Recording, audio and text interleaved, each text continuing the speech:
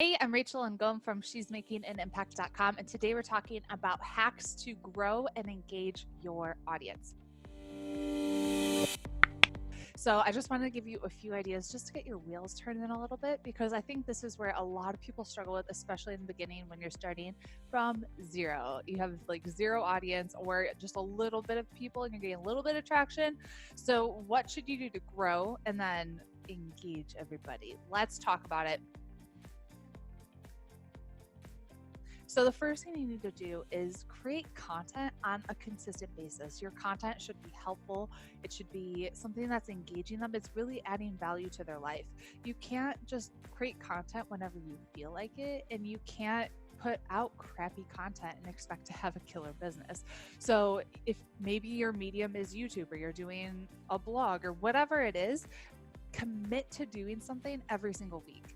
It's gotta, like, once a week should be the bare minimum for you creating some form of content. So it could be podcast. I don't know if you're good on video, if you like audio, if you like written word, whatever it is, but you need to be creating content on a consistent basis.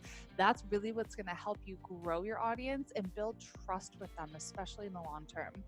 Second thing that you should do are challenges. So I do a free 5-day challenge pretty much every quarter. And this is one of my favorite ways to build a new audience, right? Get more people and just to get my current people engaged in whatever it is that we're doing. So we did the Infinite Growth Challenge a couple of months ago. We're going to do a Pin to Profit Challenge coming up in March.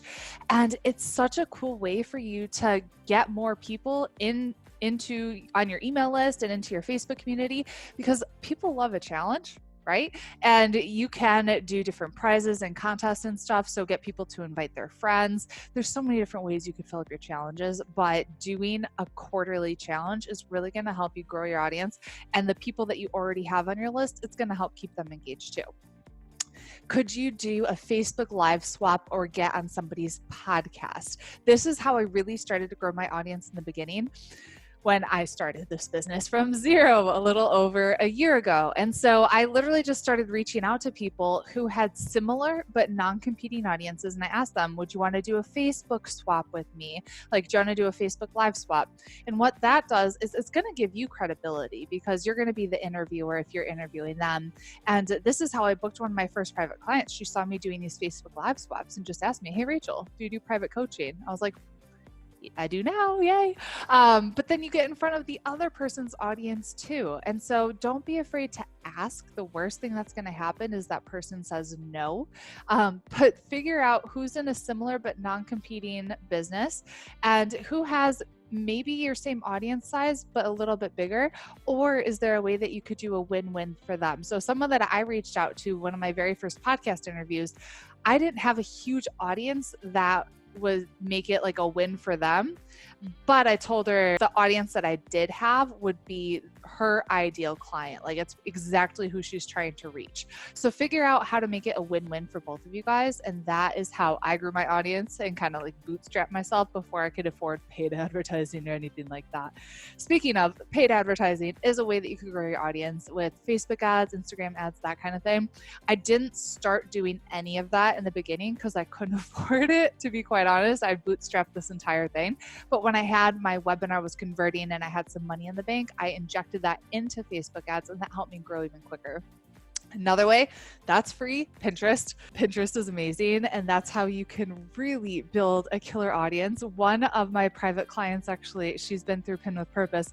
She just showed me that she has over 4,000 people coming to her blog every single week, and that's free traffic. She has people opting into her email list and buying her stuff like on a daily basis, which is so cool. So if you're not using Pinterest, I have tons of resources on my blog that can help you get started. And you should definitely sign up for my free Pinterest masterclass. Just go to freepinterestclass.com. And the last thing is to be consistent. So again, you can't show up when you feel like it. You got to make sure that you are committed. You treat this like a business. You show up on a weekly basis and you keep showing up, even when you're posting and you're getting crickets and you feel like nobody's going to read your stuff. They will come. I promise you, if you do these things and you stay consistent and you treat this like a business that's going to be here in the long haul, they will come. So to recap, content, challenges, Facebook live swaps, podcast interviews, Pinterest, Facebook ads, and consistency. All right, that's it from me, and I'll talk to you later.